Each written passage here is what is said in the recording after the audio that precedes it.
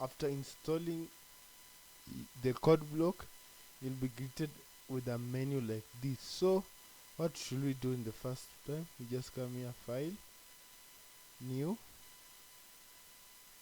project, then you choose console application and say go, then click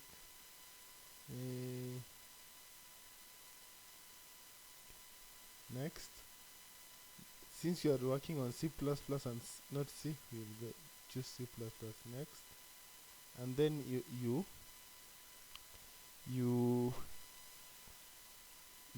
give your new a name. Let's say tutorial tut 1. You give your project a name, and you come and you come here and select the folder where you want your projects to be stored. So me, I have created a folder. Sorry, I should not be showing you that. In the C++, I've created a folder called C++. Now I'll be storing it here. So it's also you do the same. Create a folder and choose where you want it to go. Click next. Make sure you have selected the GNU GCC compiler, and then leave everything as default. Click next. Then come here, double click the source, double click on the main. Yeah, it will bring these lines of code by default. So what will we do? We will build and run the program. Click here, build and run.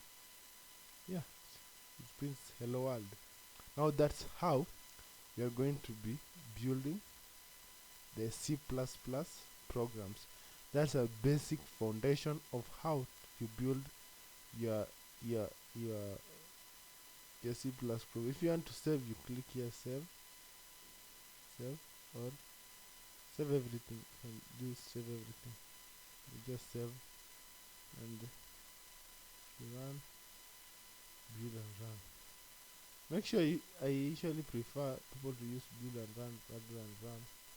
Okay, but it's up to you. That's personal. Yeah, so for today we have completed that tutorial. Now we are going to continue. We are going to continue on a different tutorial. So unless you have a question, please like and subscribe to the channel. Goodbye.